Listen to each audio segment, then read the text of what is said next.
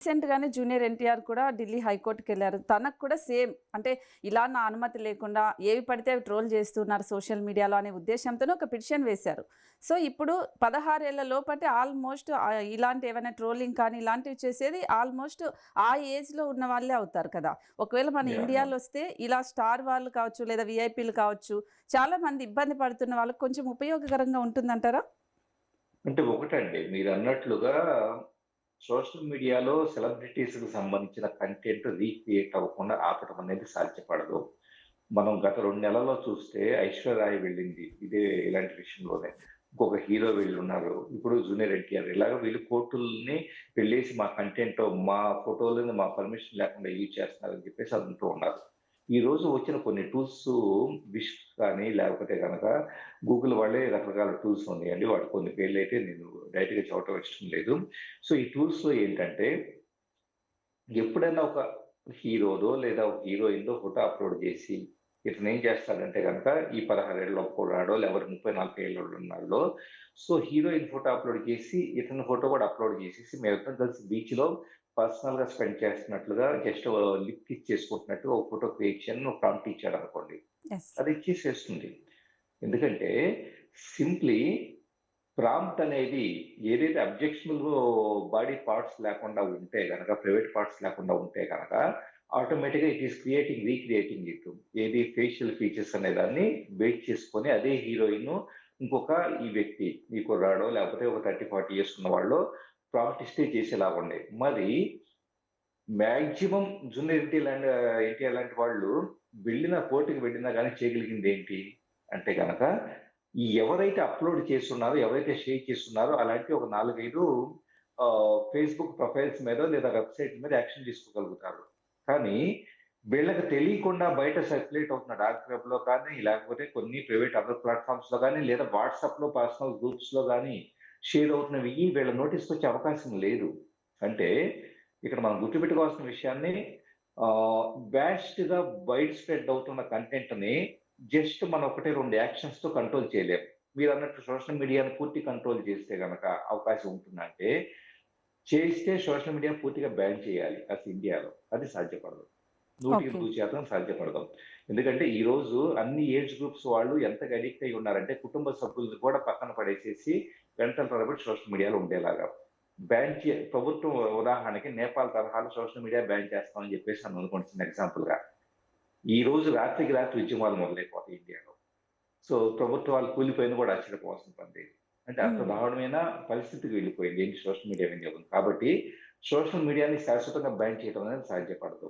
మరి మీరు 16 ఏళ్ల లోపల వాళ్ళనే ఇచ్చేస్తారంటే గనక వాళ్ళని కంట్రోల్ చేసినా మిగతా వాళ్ళు కూడా అడిక్టివ్ ప్యాటర్న్సే. ఈరోజు మీరు చూడండి దాదాపు 40, 50 ఏళ్ల వయసొచ్చినా కూడా చదువుకునే పిల్లలున్నా కూడా జస్ట్ అంగాంగ ప్రదర్శన చేస్తూ డాన్స్‌లేస్తున్న, ఇన్‌స్టాగ్రామ్ రీల్స్ చేస్తున్న వాళ్ళున్నారు పెద్దవాళ్ళు. మరి వాళ్ళనేమంటారు? అంటే హ్మ్. కంట్రోల్ అనేది ఓన్లీ పిల్లలకి మాత్రమే పెద్దవాళ్ళని కంట్రోల్ చేయలేమా? వీళ్ళని బట్టే కదా పిల్లలు నేర్చుకుంటుంది.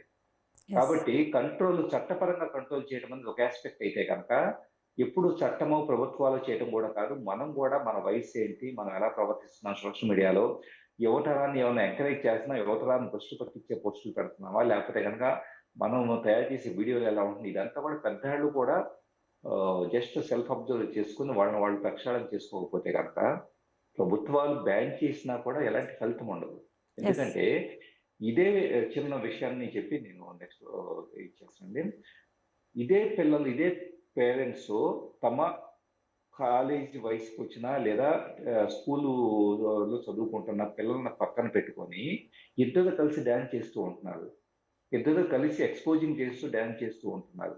మరి హ్మ్. సోషల్ మీడియా కంట్రోల్ ప్రభుత్వాలు పెట్టి ఉపయోగం ఏముంది? జనాల్లో మార్పు రాకపోతే? యెస్. అంటే మీరన్నట్లు టిక్‌టాక్ కూడా మన ఇండియాలో బ్యాన్ చేశారు. ఆ తర్వాత మళ్ళీ ఇన్‌స్టాగ్రామ్ వచ్చింది.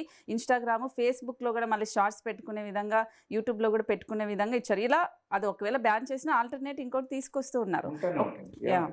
సో, ఒకవేళ ఇప్పుడు 16 ఏళ్ల వాళ్ళని ఒకవేళ నిజంగానే ఆ చట్టం తీసుకొచ్చి కొన్ని ప్లాట్‌ఫార్మ్స్ పెట్టి వాళ్ళని బ్లాక్ చేశారే అనుకోండి. మీరు చెప్పినట్లు పెద్దవాళ్ళు కూడా ఆ విధంగా చేసే అవకాశం ఉంటుంది. సో, మన ఎవరైతే వేరే దేశాల వాళ్ళు డెన్మార్క్ కావచ్చు వీళ్ళు ముందుకొస్తూ ఉన్నప్పుడు మన ప్రభుత్వాలు ఒకవేళ ఇది బ్యాన్ చేయాలి అనుకుంటే ఈ విధంగా అంటే ఎవరికీ ఇబ్బంది అవ్వకుండా అవి కనిపెట్టి ఆ టూల్స్‌ని అలాంటివి కనిపెట్టేసి ఏదైనా ఉంటే ఆటోమేటిక్‌గా జరిగి ఏఐ ద్వారా ఇప్పుడు ఆర్టిఫిషియల్ ఇంటెలిజెన్స్‌ని చాలా వరకు ఇప్పుడు మీరన్నట్లు కిస్ పెట్టుకోవడానికో లేదా ఇంకొకలాగనో అది ఆల్మోస్ట్ ప్రధాని వరకు కూడా రీచ్ అయ్యాయి. సో, ఇలాంటివన్నీ చూసినప్పుడు అవన్నీ ఈ టూల్స్ ద్వారా తీసేసి వేరేగా కొత్తగా ఏదన్నా ఆల్టర్‌నేట్ చేసే అవకాశం ఉండదంటారా? వాస్తవంగా రియల్ టైమ్‌లో మానిటర్ చేస్తూ ఉంటే ఎప్పటికప్పుడు అప్‌లోడ్ అయ్యే కంటెంట్ అనేది సో, కొంతవరకు ఛాన్స్ ఉంటుంది. ఫేస్‌బుక్‌లో గానీ, ఇన్‌స్టాలో గానీ, లేదా యూట్యూబ్‌లో గానీ రకరకాల లింక్డ్ఇన్, రకరకాల సోషల్ మీడియా ప్లాట్‌ఫామ్స్‌లో యూజర్స్ అప్‌లోడ్ చేసే కంటెంట్ చాలా వాస్ట్‌గా ఆహ్, పెటాబైట్స్ అంటాం. పెటాబైట్స్ అంటే గనక అక్కడ సర్వర్స్‌లో అంత భారీ మొత్తంలో డేటా అనేది ప్రతి నిమిషానికి పెటాబైట్స్ ఆఫ్ డేటా అనేది స్టోర్ అవుతూ ఉంది. అంటే ప్రపంచవ్యాప్తంగా అంత డేటా అప్‌లోడ్ చేస్తూ ఉన్నారు. ఇంత డేటాను రియల్ టైమ్‌లో మానిటర్ చేయాలి అంటే, అది ఇద్దరు ముద్దు పెట్టుకుంటున్నారా? అది అబ్జెక్షనబుల్ కంటెంటా? అందులో ఉన్న ఒక హీరోనా? ఒక హీరోయినా? లేకపోతే గనక ఇందులో అభ్యంతరకరమైన విషయం ఏమన్నా ఉందా? ఇలా ప్రతిదీ కూడా స్కాన్ చేసి దానిని అడ్డుకట్ట వేయాలి అంటే గనక ఇప్పటికే ఈ టూల్స్ ఏం చేస్తున్నాయంటే ఇచ్చే ప్రాంప్ట్‌ని వెయిట్ చేసుకొని దాంట్లో ఏమైనా అబ్జెక్షనబుల్ కంటెంట్ ఉంటే గనక ప్రాంప్ట్‌ని డిస్కరేజ్ చేసేలాగా కొంత ఏఐ బేస్డ్‌గా చేస్తున్నారు. కానీ అయినా కూడా కొన్ని వేరే షార్ట్ కట్స్‌ని యూజ్ చేసేసి people they are creating content. So, content చేసిన తర్వాత వీళ్ళేం చేస్తున్నారు సోషల్ మీడియాలో అప్‌లోడ్ చేస్తున్నారు. సోషల్ మీడియాలో ఫస్ట్ ఆఫ్ ఆల్ ఉన్న లిమిటేషన్ ఏంటంటే ఐడెంటిఫై చేయాలన్నారు మీరు. ఏం ఐడెంటిఫై చేయాలి? ఎలాంటివి ఐడెంటిఫై చేయాలి అంటే గనక సోషల్ మీడియాలో టర్మ్స్ అండ్ గైడ్‌లైన్స్ ఈయూఎల్ఏ అని చెప్పేసి అంటూ ఉంటారు. దాన్ని గమనిస్తే దాంట్లో ఉండేది మహిళలకు గాని, పురుషులకు సంబంధించి గాని వ్యక్తిగత ఇది పర్సనల్‌లో అవయవాలేమి లేకుండా ఉండేది ఏదైనా కంటెంట్ ఎలౌడ్. ట్రాన్స్‌పరెంట్ శారీ కట్టుకున్న ఫోటో గూడా ఎలౌడ్. సో, ఒక మనిషి వచ్చేటప్పటికే వ్యక్తిగతమైన పార్ట్స్ కనపడకుండా ఉంటే గనక ఆటోమేటిక్‌గా వాటి ఎలౌడ్‌గా రూల్స్ ఉన్నాయి. మరి అలాంటప్పుడు ఇలాంటి కంటెంట్ ఆ స్థాయి దాకా ఎళ్ళకుండా కాస్త soft core type of content అనేది ఎంతో సర్క్యులేట్ అవుతూ ఉంది వీటన్నిటిలో కూడా.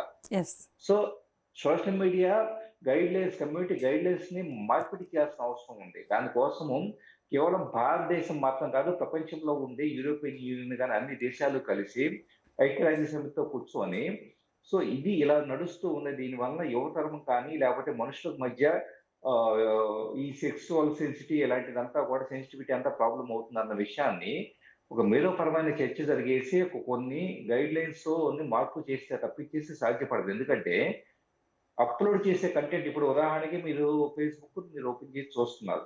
మీకేదో ఈ కంటెంట్ ఇదేంటి ఇంత అభ్యంతరకరంగా ఉంది. పిల్లలు హ్మ్. చూస్తే ఏమవుతుందని మీకు కొద్దిగా యెస్. బాధేసిందనుకోండి. వెళ్లి రిపోర్ట్ కొడితే ఏమంటుంది? వాడేం చేస్తాడంటే ఫేస్‌బుక్ వాడు ఒక మరుసటి రోజు we didn't find any objectionable content in this అని చెప్పేసని అంటాడు. మీకు అభ్యంతరంగా ఉన్నది వాడికి అభ్యంతరకరంగా ఫేస్‌బుక్ వాడికి అభ్యంతరకరంగా లేదు అంటే గనక మరి కమ్యూనిటీ గైడ్‌లైన్స్‌లో ఫ్లా ఉంది. కాబట్టి దీన్ని మొత్తాన్ని రియల్ టైమ్‌లో స్కాన్ చేసే మెకానిజం తీసుకొచ్చినా కూడా ఉపయోగం లేదు. ఎంతవరకు కమ్యూనిటీ గైడ్‌లైన్స్ మారినంత కాలం. దానికోసం ఏం చేయాలి? ప్రభుత్వాలన్నీ కలిసి మిగతా ప్రపంచంలో ఉన్న అన్ని ప్రభుత్వాలు కలిసేసి ఒక ఉమ్మడి కార్యాచరణ ప్రణాళిక తీసుకొస్తే తప్పించి మార్పు ఉండదు.